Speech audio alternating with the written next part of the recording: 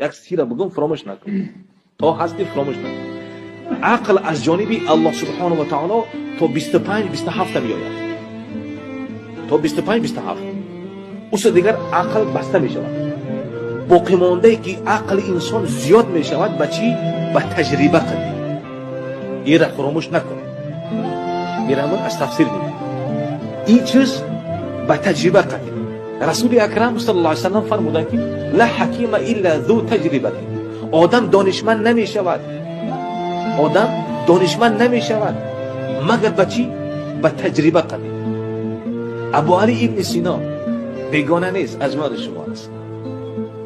امام ترمذی، ابو القاسم فردوسی، رودکی، خیام، بخاری، ترمذی، ابو داوود، مسلم، همه اینها نسل فارسی ما شما، تاجیکای ما شما از سمرقند.